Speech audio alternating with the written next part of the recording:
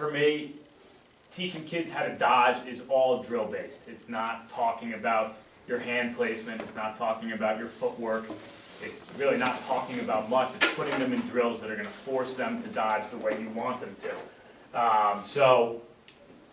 There's two types of dodges in my mind. There's perimeter dodges and there's interior or re-dodges. And perimeter dodge is certainly where we need to start. Right? That's where the majority of our first dodges are coming from, unless you're talking about catching off hitches and things like that. So when we're talking about perimeter dodging, I think some of the mistakes we make is saying, you know, hey, your footwork should be like this, or your stick protection should be here or here. You know, if you throw an extra jab in, it's going to be more deceptive. Your man might close your top shoulder. And I think we're missing the point of a perimeter dodge, which is, in my mind, getting to a good spot on the field. That's all I care about. It's 1 out of 20 dodges that you lose your man, right? You just, guy guesses the wrong way, ankles are broken, slides come fast. For me, it's all about getting here, here, or here on our dodge, right? And in order to do that, we got to rep them trying to get there. So one of my favorite drills at all levels is a drill called shoot the gaps. And I will just put cones in a tough area of the field for players to get to. Right, so let's say we're dodging from X, right, and these are attackmen, and this is the island. So 5 yards up and 5 yards out from the near side pipe. All right, I want my guys getting to the island. So I sit there and I talk to them about split dodges and jab steps and fake splits, and it's not working. So let's just try and get them to the island. So I'll set up this drill. I'll show it to you now on the big screen. But basically, if you get through these cones, right, now you're allowed to shoot. If you don't, you're not. And that's it. And then let's let kids natural competitive drive and want to succeed, coach them on what a successful perimeter dodge is or not. And I find one of the biggest mistakes young guys make, or all guys make in dodging is, right, whatever you're doing, come out of your dodge, and then your next step is to the sideline, right? And if you're trying to get to these spots, you've got to come out of your dodge, and your next step has to be through your defender. It's got to be attacking that top side shoulder. And whether you're a little guy or a big guy, if you've done a good job being deceptive, that guy's weight's over here, this shouldn't be a very strong defense, right? So we've shifted our defender, and now we're attacking through his shoulder. So if you want to do small coaching points like that, great. But I think to get caught up in anything else is counterproductive. So let me see how quickly I can find this. I had a tough time finding all these drills last time. Shoot the gaps. Boom.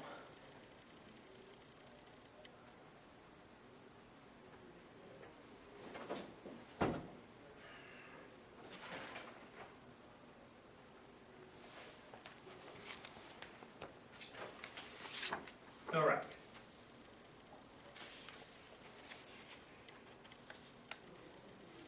So we've got our attacking lined up at X, right? They're dodging hard, doesn't get through the cones, no success, defense wins, you don't get a shot. You know, guys are driving hard to get to areas. You know, you're basically creating a game-like speed and dodge where these guys will fail over and over until they learn how to succeed, which is great, because if they're not pushing hard to get there, they don't understand how difficult it is to keep the ball on your stick when you're grinding hard on a defenseman to get to an area you want to get to.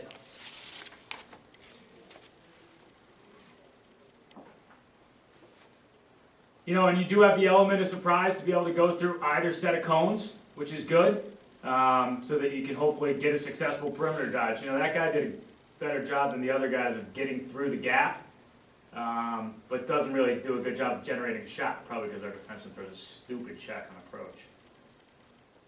You know, by now we've sent like 5 slides and that kid's through the dirt, but that's all right. I was just getting them used to it. This is one of our better offensive players, does a nice job.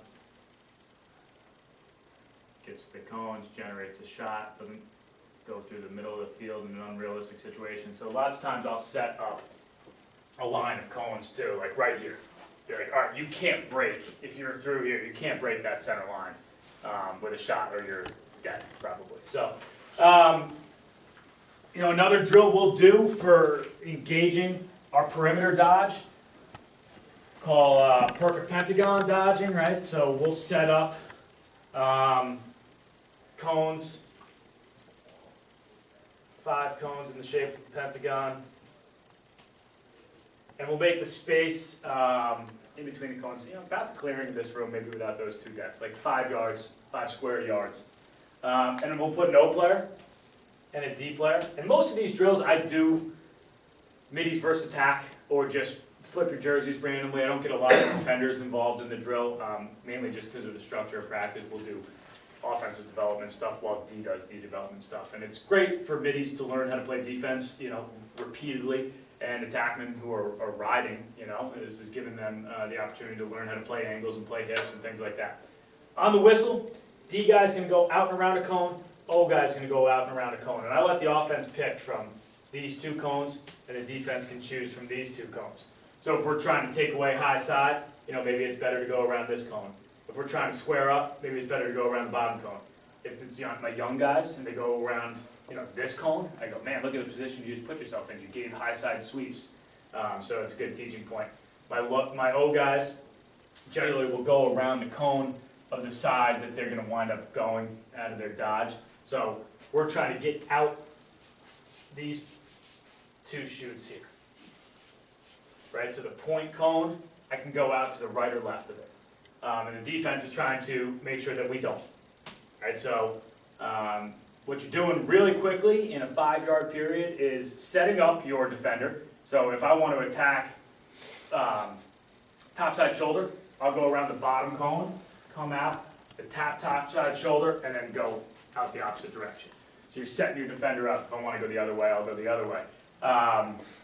You're creating a quick move and then exploding towards the cage where we want you to go instead of around your defender. And lots of times you'll get stopped from getting out this way, and you'll just redodge kind of naturally. So we're working on a little bit of redodging there. And then once you get out these cones, right, this makes a lot of sense now. Once you get out of these cones, and you actually shot the gap the way we want you to, through here, defender releases you, and you just work on your shooting. So you're repping shots on the run. And you're getting a lot of things in one quick drill. If you don't get out of the cones through those 2 gaps and the defender forces you outside one of those 2 cones, no shot, no reward. So your reward is a shot on the run, which a lot of kids don't like doing, but when you kind of structure it as the reward of the drill, they're all pumped to get outside the cones and shoot on the run. So for dodging, perimeter dodging, engagement dodging, those are the only things that we really focus on is drills like that. We will occasionally do what I call like shadow boxing. We'll just go through all our moves and we'll just be like, all right, everybody's going to hit a split dodge to the high side. Then everybody's going to hit a split dodge to a rollback, just to get muscle memory of things. But I like to compete drills way more. I think what's really under-focused on is offensive staffs everywhere is the redodge. So we do a good job getting to the areas on the field we want to get to.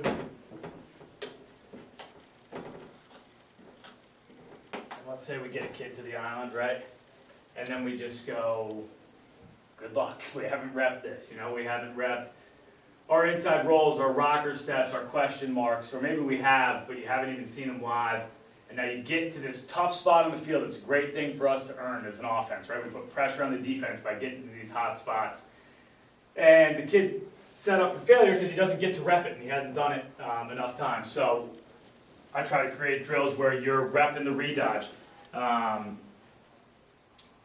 Zippo is one of my favorites, and we've got like a couple different versions of this drill, but the Zippo drill basically works on your redodge. So what you do is offensive players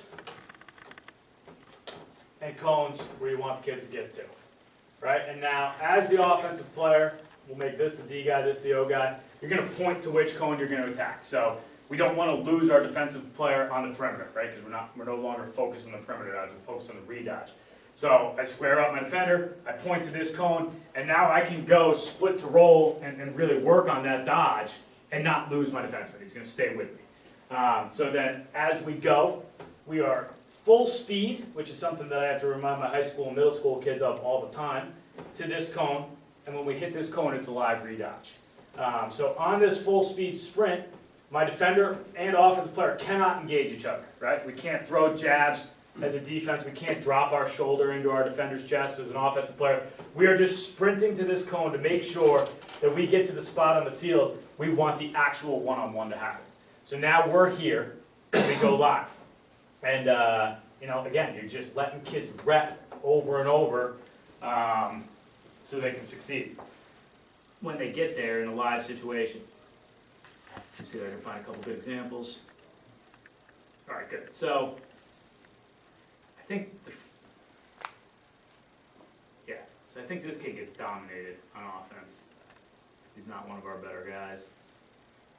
He just gets there and kind of tries to bull dodge to the high side. So are they jogging to the cone or are they sprinting to the cone? Exactly. So they're sprinting, but they're high school kids, and high school kids are assholes. Yeah. So, and if they're not sprinting, they're doing this. This is one of my better offensive guys. They're working on changing their cadence and a little bit of like go, accelerate, pull back, Z dodges. But he gets to the cone. He does a nice job of throwing a quick hitch.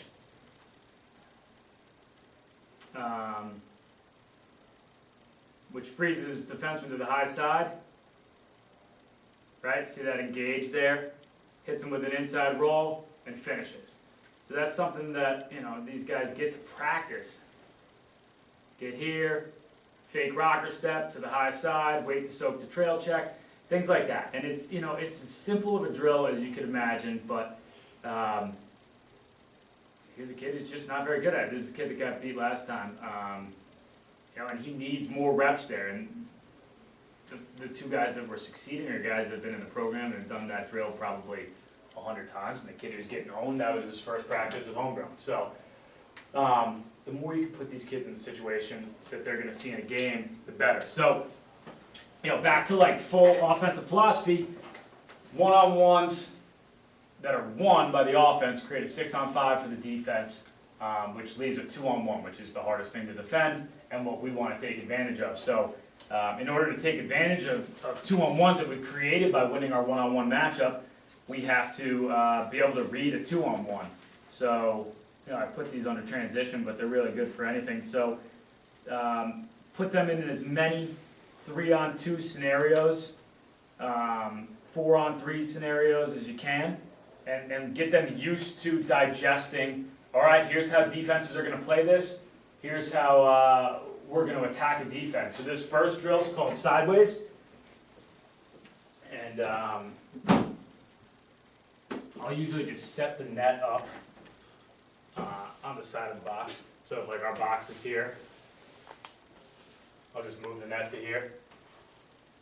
That way we've got our clear line. And what we're going to do is we're going to have 3 offensive players in against 2 defensive players. And coach up here with balls, right? And all this is out of bounds. So they've got to expose this 3-on-2 in a sideways situation. And most 3-on-2s that we're used to exposing are coming downhill from the box, right? That's how we wrap it over and over and over. But if you win a matchup in a 2-2-2 offense, this is exactly what it's going to look like. So we got to get used to seeing this. We can also set it up a little different, where we're running more of an overload look. And now we're repping some man-up principles, right? And we're getting used to exposing 3-on-2s that way. And then as soon as the first rep's over, everybody transitions to the other half of the field, and now here's your out of bounds, right? And we're working on it this way. So we're working on both hands, we're working on both sides of the field. So I'll show you this one. The 3-on-2 drills, the kids love. They get to be creative, they get to score a lot of goals. That's all offensive players want to do. And I find it's really good for their stick handling, really good for their IQ. If you guys want to see any of these videos, they're all up on the HGR lacrosse website, and they're free. There's no password to access it or anything. And I go into greater detail of all the drills, but you can start talking about what should our crease players be doing in terms of movement, what should our perimeter guys be doing in terms of movement, for the basic structure of it, and principles of offense, this is what it looks like. So, we're set up, there's our line, inbound pass, exposed for a goal, everyone transitions to the other side of the field. High school kids are not patient, and they rush things, and that's okay, because then the defense gets a point, and I try to make everything competition, now it's 1-to-1. Offense scored, defense scored, we play to 11 for something simple, 20 push-ups, it's not, you're not running wind sprints, because that takes, they're gonna compete for the sake of competing, I think, and if you're putting too much pressure on the situation, like, all right, we got 5 full field suicides, it's like, you're not getting the best lacrosse out of them. We kind of switch into more of the overload look there, where we took the crease out and we're trying to wheel it. This top player, Colby, gets ready to, I would like to think he's going to shoot this down on a cut, if this kid catches the ball, but he doesn't. So again, another point for the D, transition to the other side. And I try not to stop it with coaching points almost ever during the drill. And if I've got a point, I'll bring it up afterwards or beforehand and be like, hey, try this next time, see if it helps you succeed a little more. But if you're stopping in between every point and being like, hey, put your stick here, or you should be cutting there, or you didn't commit the man to you enough, it's like the drill loses its fun, loses its flavor, loses its compete. And I think the sport of lacrosse and the drills, if they're designed right, are way better coaches than any coach. Right, so like you can sit there and talk and they're not listening to you. They've been in school since 7 a.m. You're just another adult speaking to them. They want to play a game and they will figure out how to succeed. So that's one 3-on-2 drill. Someone else? Yeah, it looked like the out of bounds in that drill on the video was the midline? Yes. Okay. Yep, so we're just trying to show it from a different way. So if we go, the next one I got is scramble. Reach it back down to your left of your cursor. Oh, thank you. And this is like as basic of a 3-on-2 drill as you can find. We're gonna go, all our defenders will be outside the box, and all our offensive players will be filling 3 lines high. Put our defense in different color. All right, so our D's in purple, and our O's in gray. And we're gonna start the ball in the center line, lob the ball in the air. When the ball's high, defense comes in, offense fills down, and it's just on the catch, it's live. And you're pushing a 3-and-2 in a more traditional way that you're used to seeing it. And again, now we're working on exposing the defense. If the defense, I think, is rotating the right way, they'll go from butt to ball. So essentially this guy's covering ball right now, and this guy's on his butt. And then as the ball's moved, he goes from butt to ball, and this defender goes from ball to butt. So can we expose this skip lane, right, as he's closing? Or can we be patient and move it up and try and draw, this rotate, and then, get it to one of the wings again, and then as they're approaching out, can we expose the skip lane? Things like that. But again, just another way to show a 3-on-2. Kids have fun with it. The other one that's really cool is UVA. You probably don't need to see film on that drill, right? Pretty standard.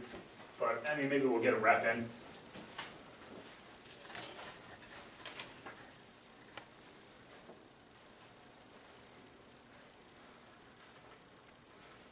So, right, we draw the top point man. They're in their I formation. This kid's a little low and wide for my liking. But we draw, we dump, he crosses it, and he fills well, and again, that's the average high school kid's handling ability. So especially I find in Mass, all these kids can rip top left for 15 yards, and they can split dodge into the ground. They can't catch and throw. So the more times we put them in 3-on-2 drills, and there's no dodging, and you're focused on ball movement, the better stick handlers they're going to be, because, that's a great job. right? They're able to expose the 3-on-2, keep the ball hot, catch and throw, everybody's up at their ear. And that looks more like Long Island lacrosse, Massachusetts lacrosse to me. And, you know, I think the more times you put them in drills like this, they have to become better stick handlers, just because they want to win the drill. But yeah, so back to this UVA drill. This one's really cool for attack versus mids. I love doing this, pitting those two against each other. You know, and try and tell the midfielders they're just grunt workhorses, and try to tell the attackmen they're, you know, glory seekers, and get them going at each other. We're going to set up in 2 lines up top for the mids, 3 lines at X for the attack. Pile of balls at X, pile of balls up top. And as a coach, I usually stand in between the middies up top. First 2 middies from the line come in, play defense, and the attack pushes this 3-on-2 from X. And again, just let them be creative. You know, any blatant coaching points like pass the ball more, or you know, stop throwing through the goalie's stick, make them, otherwise let them play. On a goal or turnover, all right, and actually I'll usually say turf is loud. Like as soon as that ball hits the turf, it's gone, new ball in. My 3 attackmen are going to get in and play defense. My 2 middies are going to bop low, and then I'm going to give a new ball to one of the top guys, and they're going to come down and push a 4-on-3. So, you know, attackmen push 3-on-2s from X all the time, and middies push 4-on-3s downhill all the time. So it's a good drill, and you know, as far as attack playing defense, triangle rotate is actually a really good thing for attackmen to know, because it's a very standard riding situation. You know, if we're in a ride, let's say we've got goalie, defenseman, high defenseman, or you know, higher and away, whatever they do with that third guy. And we're not very creative as coaches, so it's going to look pretty much like this, or like this, or like this, and every clear you see. You know, we're running this 2-man scrape, and they up and over, and we can't recover in time, and this guy starts moving upfield. You know, here's our triangle rotate that we need to work on as attack all the time, so you get to see that in the UVA drill. All right, so, you know, 1-on-1, create a 6-on-5, expose to 2-on-1. We've done that, and then I think the next natural progression is creating space in our offense, right? So now we've got 6 guys on the field. Forget about colors, you know, and you put them in any formation, you know, you've got a lot of players filling field, and what we want to create is a lot of green. You know, so I talk to my guys all the time about creating green and filling green. So if you put yourself in kind of a standard old school offense where the ball goes around, you get it to your best player, you clear through, and he goes hard, and you run some sort of like pop triangle rotation, right? The key to that is you've cleared a guy through and you've created space. And that's one way to do it, and I think utilized very well by most coaches everywhere, because it's simple. The other way to create space is, you know, at Merrimack I run a lot of pairs offense, where I'll have, you know, 3 sets of 2 guys instead of 2 sets of 3 guys in your standard triangles. And I'll bring my pairs together and create space with pick games. So rather than clear throughs, you know, I've created my space on either side of the pick. So I think there's 2 ways basically to create space. It's get guys apart from each other or bring guys together for each other. And the pick game and the 2-man game is becoming a big part of what we're seeing in offense at all levels. I think thanks to the success of teams like Denver and, you know, bringing in Canadians or Albany and bringing in natives, they like to play a lot of 2-man game. How are we doing on time? Okay. You know, so I like to incorporate some 2-man game. I don't like to go full on that Canadian style or that native style. I think it's good, and picks are a very important part of offense, but I like the standard American lacrosse in my mind is guys running fast to space and shooting on the run, and the standard Canadian native is a little slower, a little more methodical, a little more pick game, a little more slick game, but I find when you combine the 2, it's great. In order to be able to run, the two-man game, you've got to decide if you want to, because it's going to be a pretty large investment of time, and then you have to rep it. I think the biggest mistake we make as coaches talking about the two-man game is, all right, here's how you do a pick and roll, here's how you do a slip pick or a jump cut, here's how you do a give and go, all right, let's go live 2-on-2s. And it's like, you're just going to get one-on-ones. The kids have been doing one-on-ones their whole lives. You're just going to get one-on-ones with two guys there. Or maybe a pick where, you don't get much out of it. So you have to rep the little nuances of the two-man game. One way to do that is this drill called roll reps that I really like. And what I'm essentially going to do is set these guys up like this. So I'm going to have my offensive players in white, my defensive players in green, and we are going to stand chest to chest and kind of like my top foot in between his 2 feet. And on the whistle, I'm going to roll towards the ball, which is going to be behind me. So what we're trying to simulate is I just set a screen, and now I'm rolling towards the guy who came off the screen and receiving the pass. So a couple things we talk about is in the two-man game, slapping sleeves. So I say if you're setting the screen, the guy who's carrying off, his objective should be to, rub shoulders with you. Oh, beauty! I'm doing better this time. Awesome. Is to like rub shoulders with you or slap sleeves, and it's as if when he comes through, bam, he pops your shoulder. The right way to rotate. And the right way to rotate is huge in the two-man game. You're talking about a yard or two window that you're creating, right? You're just creating this little bubble of your defender on your back and your hands in front of your body. And that's a small window. And if you don't seal him off the right way, then that's a window he can close, right? If I open this way, he should be off my back. If I open this way, he may be able to muscle me out and I've gained nothing except for setting the screen and hopefully carrying, freeing up the ball carrier. So we want to rep over and over and over, opening the right way to the ball and getting that guy off your back and catching this ball in front of your face. Other ways to explain it to kids is like never take your eyes off the ball carrier, should roll you the right way, follow them with your belly button, whatever you want to say, to get them to open the right way to the screen. But then again, stop talking about it and rep it and make them do it. So this drill simulates, like, going through the explanation, that we set the pick and then we roll and we make that feed. So it's a live one-on-one without the ball. So kids are so used to attacking the net with the ball. I tell them, when you're setting a pick, you're trying to create offense. The only way to create offense is to attack the net. So if you're the pick guy, you have to attack the net without the ball. And if you set the screen and your teammate comes over the top and gets a high-quality shot, great.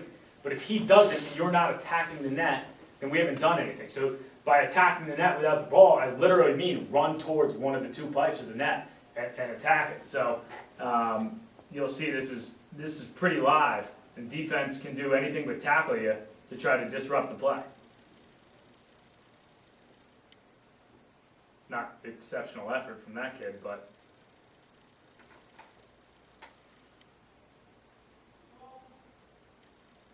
I think there's a good example of a kid not attacking the net off the roll of this kid if I know him well. Yeah, awesome effort. So you're not going to be open if you're not running hard. Let's see if I can find a good one for you. Same kid, he's just a little hesitant in which way to roll, so it slows him down. Another good take by Nevin. Good. And you're getting them used to catching in those windows, which are so tight. And hopefully that window is bigger in a game. I mean, I'm not throwing that ball in a game, but for the sake of the drill, you're just trying to create this small window and go. The element of surprise in a game of meeting a guy with a pick and rolling hard and attacking the net is going to give you hopefully more like 2-3 yards than 6 inches. But and then I'll always switch to the other side so that kids can rep both directions. I'm a big proponent of don't switch your hands in the crease when you're catching the ball. So, if I'm a righty and I'm setting the screen this way and I'm rolling to the ball here, I'm probably going to always attack the front side pipe because it's just strong. I'm creating my buffer away from my defenseman and filling, and I've got my strong hand. if I'm setting the pick here, and I've got to roll this way, I'm probably always going to attack that same backside pipe now, and I'm going to throw my hands in front. Because as a player, I'd rather catch a ball like this at a full speed sprint inside and bring it back and finish than catch like this. On the perimeter, yeah, I need to be able to catch that lefty, I need to be able to step down and shoot lefty, but on a full speed sprint, I want that stick in my strong hand, and I'll catch it any way I can, over the shoulder, which is something that, like, it seems guys aren't coaching anymore at the youth and high school level, and we get them, like, I'm explaining what an over the shoulder catch is to some kids. Cross-handed, or just, they can, if you got a good feeder, he can throw it in front of you, like catching a football, boom and go. So, we'll rep that over and over and over so they can get used to it. What's the distance from the crease? Is that not like 6 to 8 yards there? I do 10 yards to set them up for success, because if you go too close, I'm a little tight there, that is probably 6 to 8, but the closer you are, the harder it is. Right. So that's what I was like. Put them at the top of the box for the first one, if you want to. With that said about the hands and not changing, my good buddy's the offensive coach at Notre Dame, and he's like, no man, we're switching hands. Like, use both hands. So there's a million different opinions on that.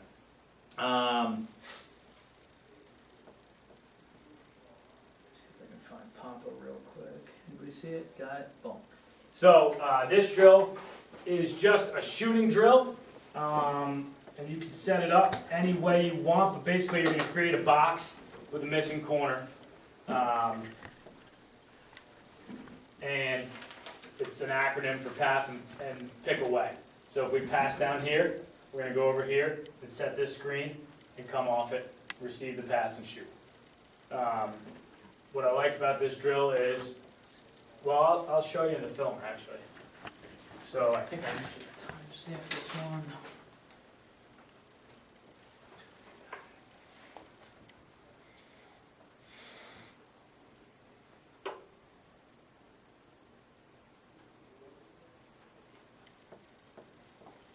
All right, so this is my favorite. So we passed over, we picked down, right, and look at my pick man. And that's about the effort you're gonna get out of every single high school kid on the planet if you don't reward that picker. So later on, we'll start throwing to that guy. And that kid gives better effort, but same result, right? This kid's kind of a jerk, and this kid is putting the effort in, but look, he just runs to the line, right? So I think I stop him and talk to him about that. I know, this is actually just one of my better off-ball players. So he sets this screen, he opens up hard, right? And you just work on the repetition of setting that screen the right way. This kid, good. Again, I'd like them to attack that pipe a little harder, but again, kids are gonna do natural human instinct things like, I'm going to that line, I'm not gonna attack that pipe and then go to that line, so you gotta remind them. That kid just opened the wrong way. So great, no problem, coaching point. Hey, wrong shoulder, dude.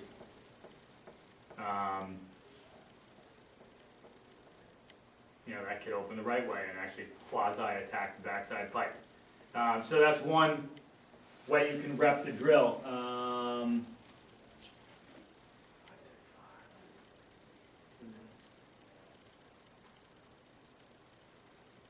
So now, I think we're going to reward that picker here. Yes, so we go across and then one more down to the picker. And actually that is a perfect example of how catching righty stinks in this situation. Right, he catches, turns his back to the goalie. But if you just throw those hands out front, catches the ball like this, then he can open up. Right? But if you're actually turning around and coming back to the ball, not an ideal situation. All right, that's our 10-minute warning. But again, you're repping the pick, the roll, the one more pass. You're ingraining a good habit of when you pass the ball, go do something rather than just standing there. So you set an away screen, and then you get rewarded as the guy who just sets that pick for another shot. Kids buy into that, and you've also just put somewhere in their brain this repetitive motion of all right, I'm rolling over the proper shoulder, I'm setting picks, we're getting things heading in the right direction, and you're essentially building fundamentals. Fundamentals that all basketball players have, and very few lacrosse players have.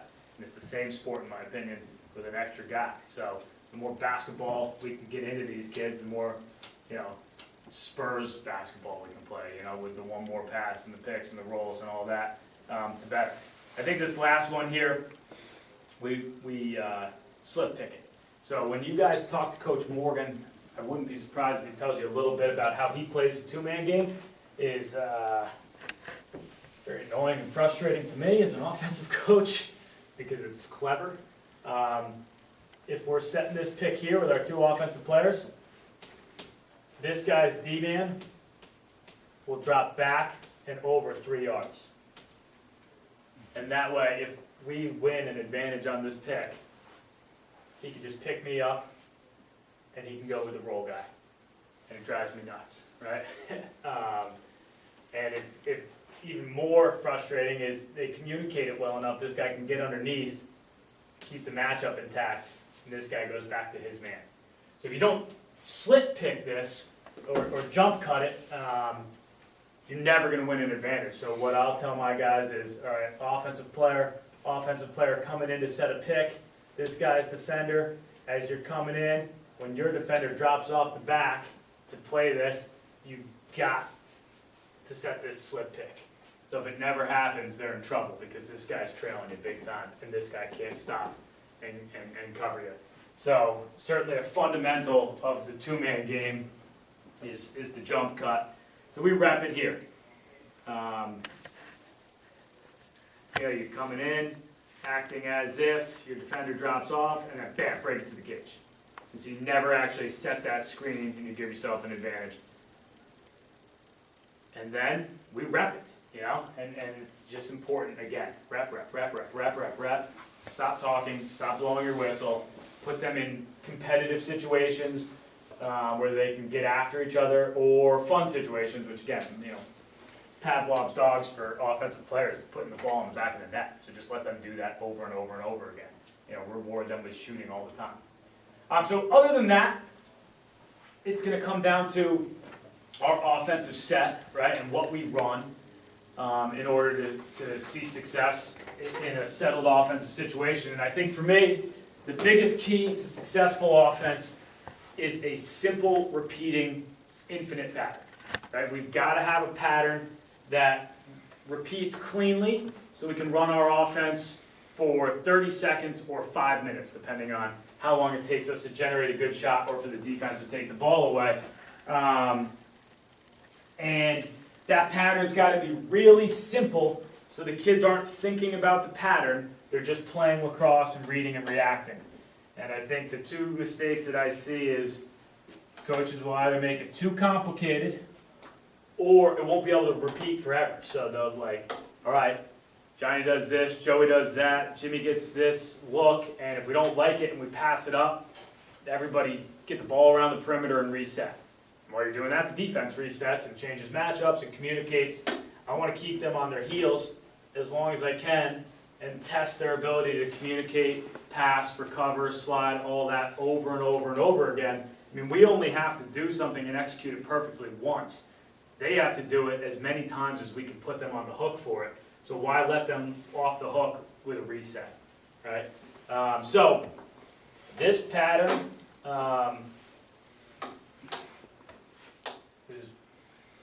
I've run this for years. I stole it from Tambroni from Cornell when he was at Cornell.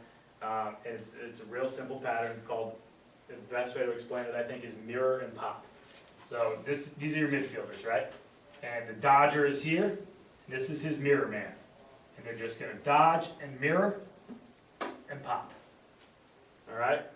And that's always the pattern for the on-ball triangle. The off-ball triangle, pretty basic lacrosse concept, is someone's running at me with the ball, I'm going to run into the crease. Right? So we're going to do that. As they're running at you, we're going to run to the crease, which is going to push this triangle to rotate out of the way. We mirror, we pop. And what we've done there is the one slide, right, is generally going to be loaded up inside. We've moved him and popped him to a perimeter situation. The adjacent slide, we've now come inside on him if they want to slide adjacently. the 2 and 3 slide on the backside, the 2 is gonna now have to recover high instead of inside. We rotate this triangle, we fill a new guy in to expose the 3 in just 2 simple patterns. And even if you didn't follow that defensively, you did a lot of good things by going mirror, mirror, pop. And all the attack triangle did was get out of the way. So now we move the ball, and we're with the attack, and I like to say move it twice, because all the defense is probably sloughed ball side. We'll get it to the backside, and now we're just gonna dodger, mirror man. We're gonna mirror, pop. We are gonna get out of the way. Another thing you've done is you've changed from a 1-3-2 to a 2-3-1 to a 1-3-2. You can change your formation 3 times in 2 dodges. You've attacked the backside twice, and you've changed the 1, 2, and 3 slide every time. So something like this, I mean, is Novocaine. Give it time and it'll work. You just do this over and over and over and over and over again. You know, I think this progresses to, you know, you're going to need to be able to play and explode wings. 3 or 4 minutes. Beautiful. Maybe you need to be able to go from the wing guys, right? How you choose to do that, who cares? You make it as simple as just rotate this triangle. And now you've mixed up your middies and your attackmen, but that's cool too, because now you've got guys playing out of positions that they're not used to playing. If you want to keep the integrity of your attack and middies, then just do a huge rotate, you know? People get really caught up in, I think, how slick is your offense, and it's only as slick as the guy's processing it. So if you make it too complicated, you're slowing down good athletes, talented sticks. What's the point? You know, you got to let them be able to go. And for me, I think the less coaching you do, and the more you rely on your players developing their ability to read and process and react, the better off you are.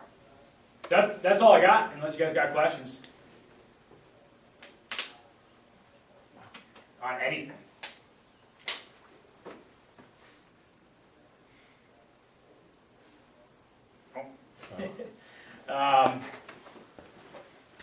What are you guys mostly coaching? All high school coaches? Yep. What do you run for offenses?